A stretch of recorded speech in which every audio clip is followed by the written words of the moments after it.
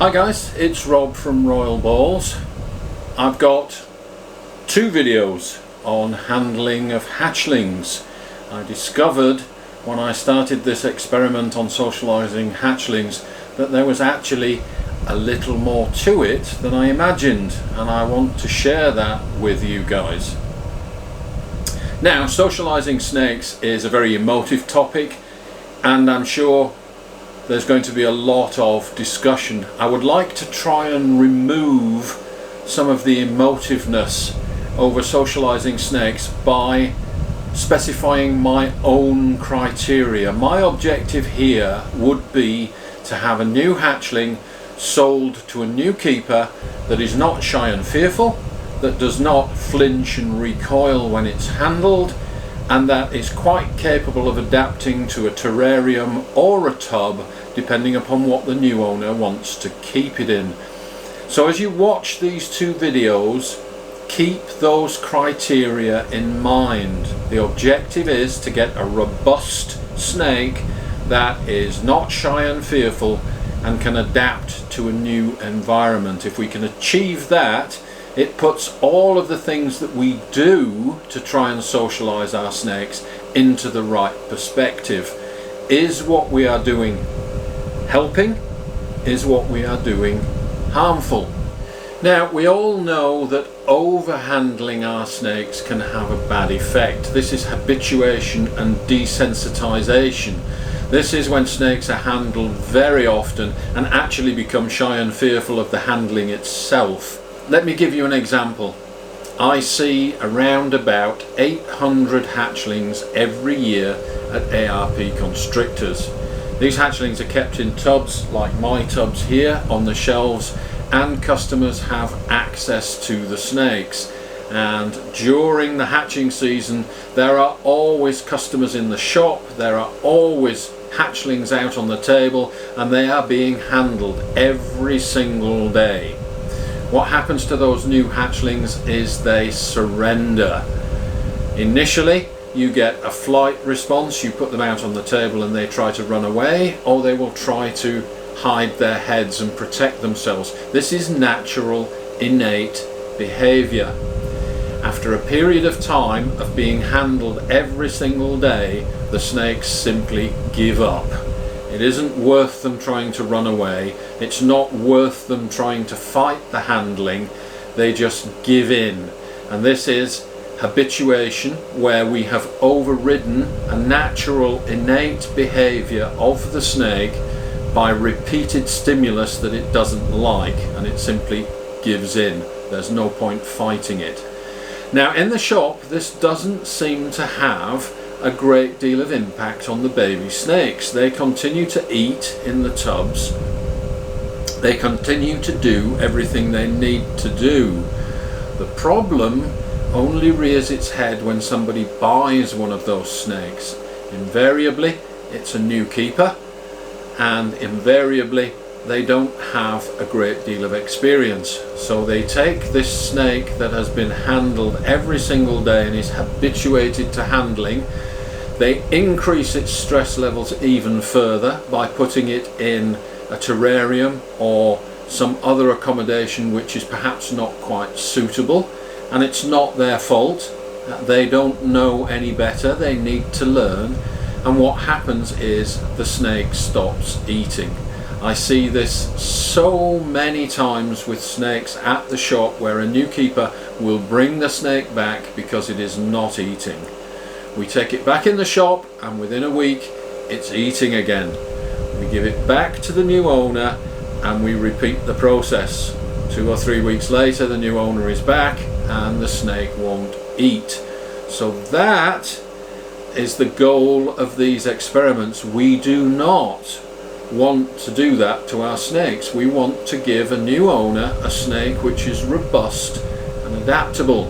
It's going to continue to eat and is not stressed. So let's have a look at the video. Let's dive into some of the things that I've discovered while I was shooting this video, and jump down in the comments below and let's have a discussion about whether we think this is useful or whether we think that it's harmful. This guy is the snake that I'd selected for handling, and whilst he is awake, I've done the same thing with him as I did with this reluctant free roaming snake.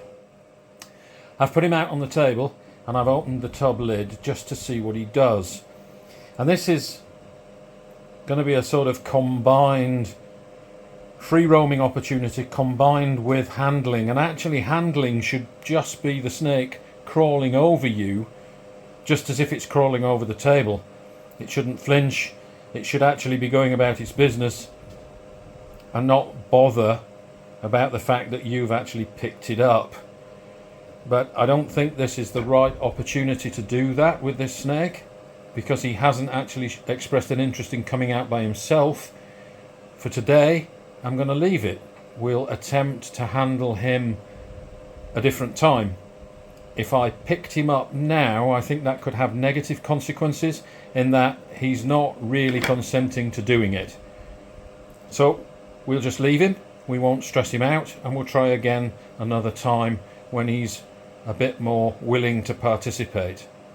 I think it's very important not to force this on our animals. We let them decide how any interaction is actually going to progress. And in this case, this snake is saying, I don't want any interaction right now. So we'll respect that and try again a different time. And here we have another hatchling, not really much handled, and I've put him out on the table with the lid out, and this is what I want to see to have a session of interaction with a new hatchling. This is what I mean by allowing the snake to dictate the pace of any interactions that you might have. So this snake clearly is interested in something on the table. Don't worry, I have plenty of other snakes that we can compare these guys to that will not have been handled. So I'm going to show you a variety of hatchlings actually, and how they all respond, and how we attempt to habituate a snake so that it doesn't get fearful when it's picked up. And this is the first step of that process. We allow the snake to dictate its own terms of the interaction. No flinching, no huffing. He's actually going about his thing, and my hand is just something for him to crawl over. So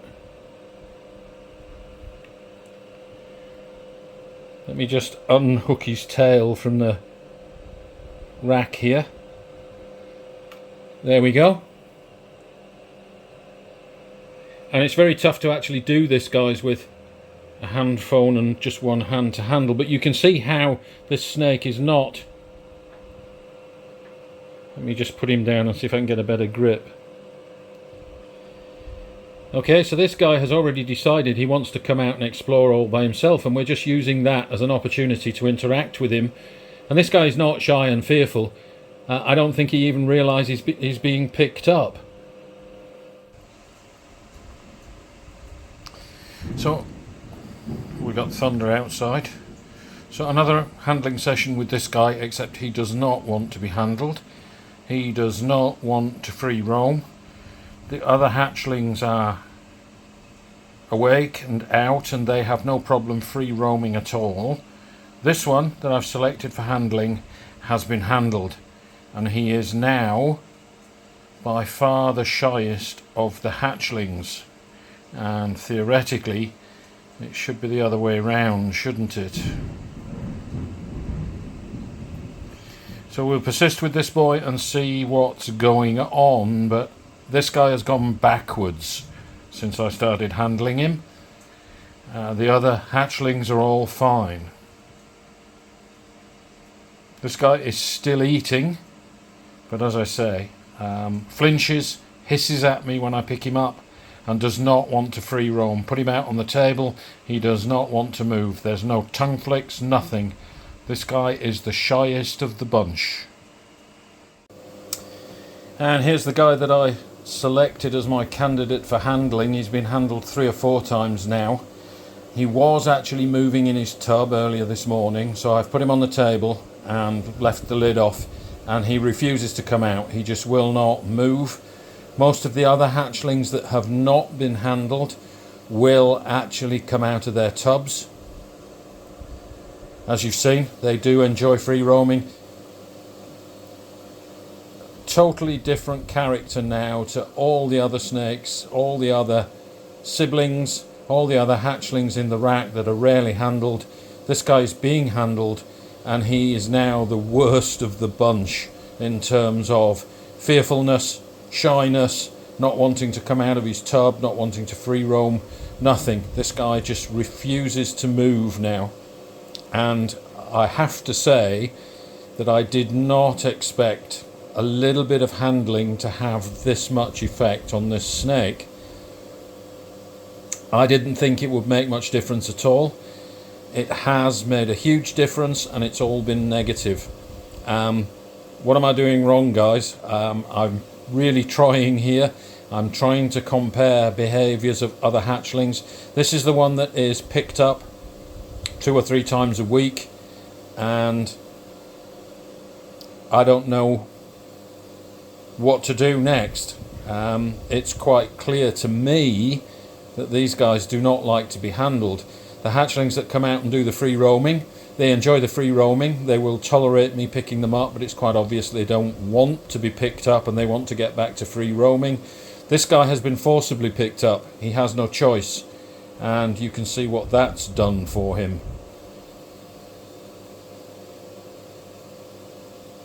Drop down in the comments, guys, and let me know. Should I change my approach? Should I do something different? What should I do for this guy? Because my natural inclination now is to pick a different snake. This guy has been ruined by just 3 or 4 sets of handling. He's not behaving like any of the other snakes now, and it's getting to be a little bit of a worry. It could just be me. Maybe other people have had more success, but this is what I see in my snakes, and as I say, it is an experiment that I've repeated many times over the years with exactly the same result. I don't know whether our lady friends out there have different success with their snakes. I suspect that our snakes do respond differently to men and women and to children, but certainly the effect that I have had on this snake has not been good. So let me shoot some more impromptu video with the hatchlings. This guy wanted to come out this morning, so he's free roaming. And this is the guy that had the bump on his nose. And you can see that that has almost completely healed now. And when he sheds next time, that will disappear completely. So, free roaming, an opportunity to handle. And you will see that the snake does not recoil, just carries on about its business. Let's see if we can actually pick this guy up. I still feel that hatchlings are at their best when allowed to free roam, and that's a perfect opportunity to interact and handle with them, but not too much, because you'll find it does interfere with the activity of free roaming. They stop doing it, they cease to be as relaxed, and they start to protest, particularly if you restrain them and stop them from getting to whatever it is that they're interested in. So just be a little bit cognizant of that. You can handle, but if they do start to fight back, you can just let them relax and free roam a little more.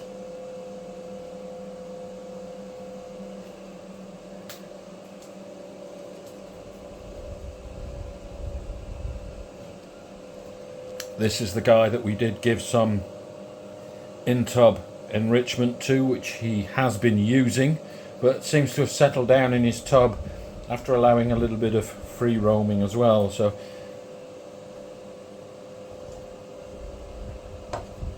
let's just see if we can actually pick this guy up and see how he responds to the handling.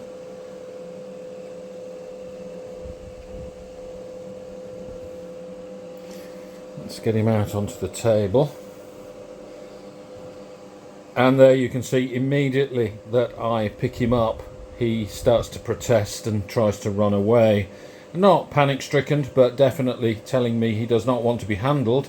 He much prefers to be just left on his own to free roam on the table.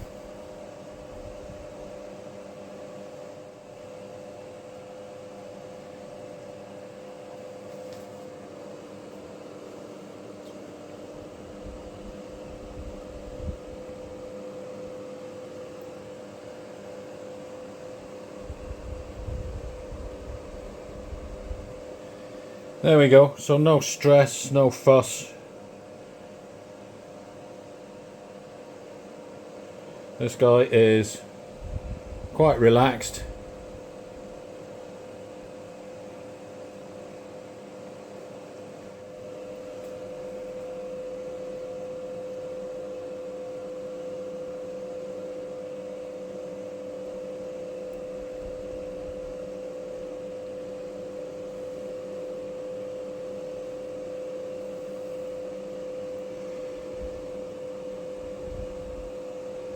So again guys, I'm going to suggest that the combination of free roaming and handling is the best way to socialise these snakes. They don't seem to mind being handled anywhere near as much when they're out and about roaming like this guy is, as they do if you just pick them up out of their tubs and try and handle them.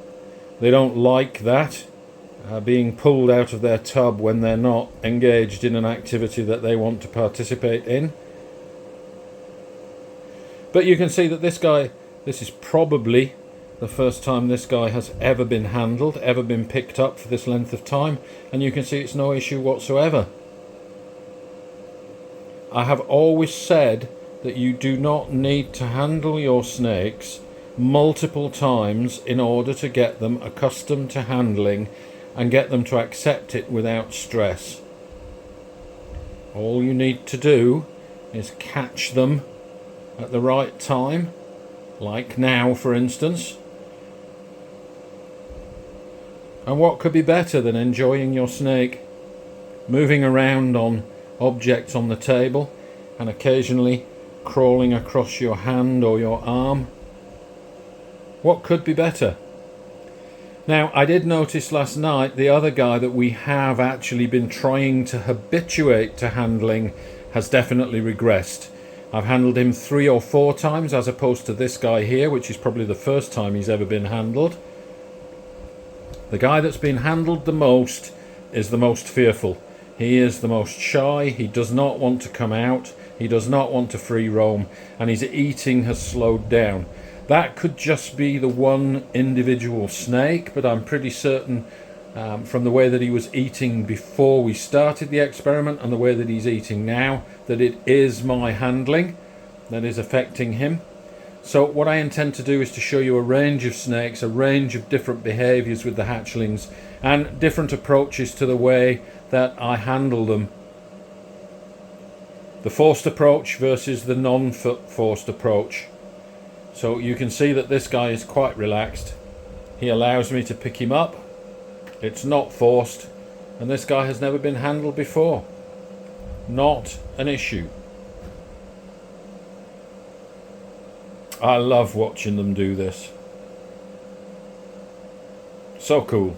Alright guys, so I picked him out and put him onto the lid of the tub right next to the IKEA scent post that all the other snakes are absolutely fascinated by. He's been sitting here in this position now for about 5 minutes and has not moved at all. Now, it is a beautiful snake. This is a pastel super enchy clown. You can see the super enchy pattern is much more reduced over the standard enchy clown. The standard enchy clown would have a more continuous dorsal. This guy has a very broken, very tiger stripe appearance. Beautiful snake, but this is not now a snake that I could sell on as a pet. Without some more rehabilitation, this snake would not transition to a terrarium. It's already shy and fearful. It would not be suitable as a pet because it already hates being handled. So this one, I'm really tempted guys to say that we need to pick a different snake. It could be the character of this snake, It's still eating. It did eat the day before yesterday, but took way longer to eat than the other snakes. The other snakes still had a very strong feeding response, and this guy, he isn't sick. There's nothing wrong with this snake other than the way he's been treated. When I pick him up, he hides his head, he flinches, he squirms. He does not do any of the things that the other snakes do. The ones that you just saw free roaming that have not been handled at all, completely different to this guy. And I don't know why, guys. This should not be happening, right? This should be working, right? He should be accustomed to being handled by now. No tongue flicks. If I try to pull his head out, he shrinks away. This guy is really frightened.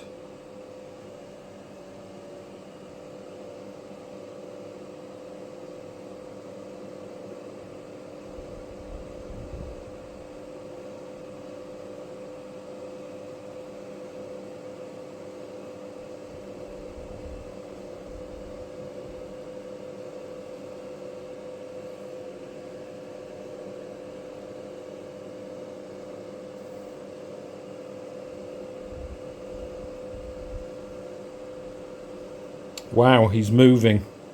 This is more movement than I've seen from this snake since I started the handling. Alright, let's see if we can get him to move.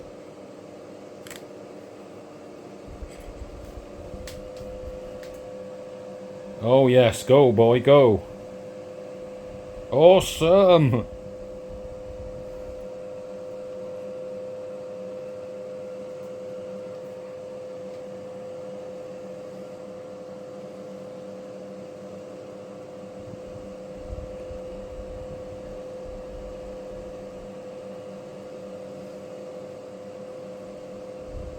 I can see a bit of huffing here.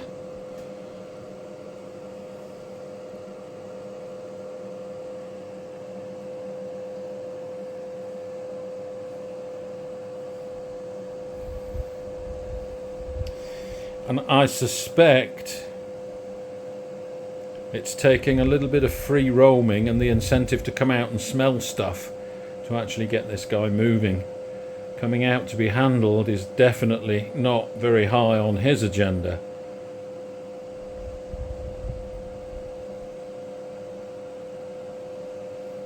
Okay, so starting to relax. More of the behaviour that we see in the other hatchlings. It's just taken a lot longer for him to get there.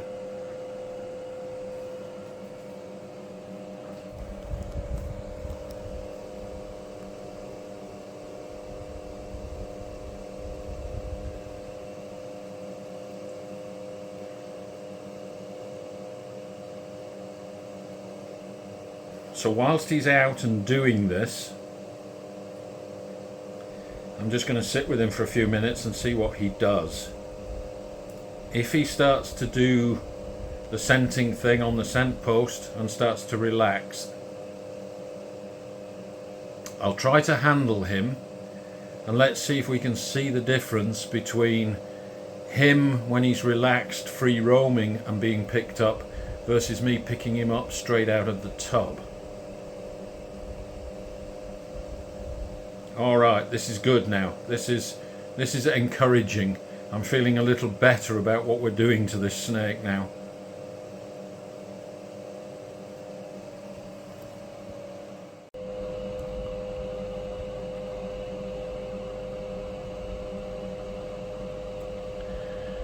Well, at least this guy has not forgotten how to be a snake.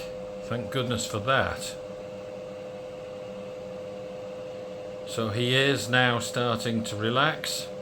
He is now starting to do some of that scenting and the stuff that some of the other hatchlings have done out on this IKEA rack. So let's just leave him a few more minutes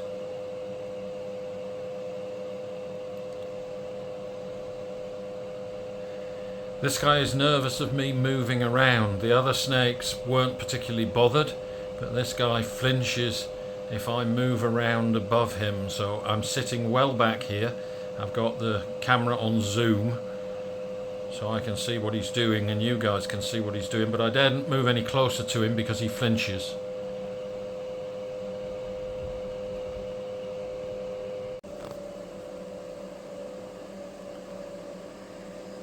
I've got to say, guys, I enjoy watching this much more than I actually enjoy picking up the snake. This guy has made some real progress in just the last 15 or 20 minutes.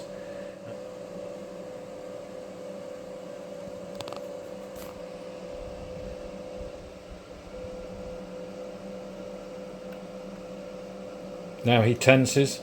He does not want me to pick him up. And who could blame him? He's having fun.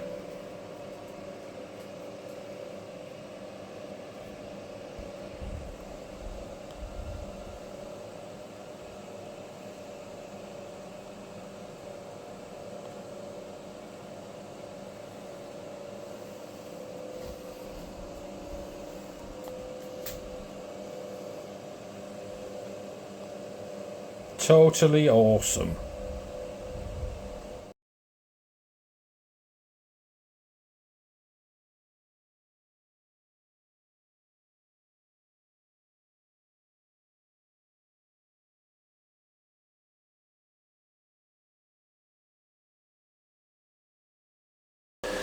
Okay guys, so this first video was a little bit of a downer. I did struggle with the snake that I'd selected for handling, but there were some glimmers of hope there.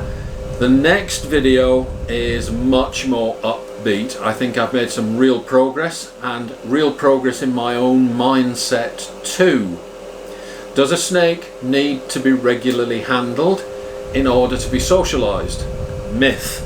No, it does not. Does a tub-reared snake become shy and fearful and unable to adapt to a terrarium? Myth. No, it does not. In fact, the snakes are probably the most consistent element of this complex equation. The most complex part of this equation is us. We spend so much time worrying about socializing our snake so that it is able to go to a new owner, and we spend no time whatsoever with the new owner giving them the experience that they need in order to be successful. The human element is by far the most important element, and often it's down to experience, often it's down to expectation. One man's socialized snake is another man's wild snake. So it's a highly variable objective that we have set ourselves. The snakes are quite capable of meeting any of those objectives. It's the human side that isn't. Okay guys, for the next video I want to introduce a concept that has struck me over the course of the last several weeks of shooting videos of free roaming snakes, and it's equally applicable to our hatchlings. This table is neutral ground. I want to introduce the concept of neutral ground. This is neutral ground. This is where a snake lives. That's its home. A snake is going to respond very, very differently to exactly the same stimuli when it's at home versus when it's on neutral ground. You're going to see in the second video why this is so important in socializing our hatchlings. Once we can get our hatchlings out onto neutral ground, they behave very differently to the way that they behave when they're at home. Alright guys, I hope that's piqued your interest. Thanks for watching. Don't forget to share, like and subscribe, and we'll see you next time.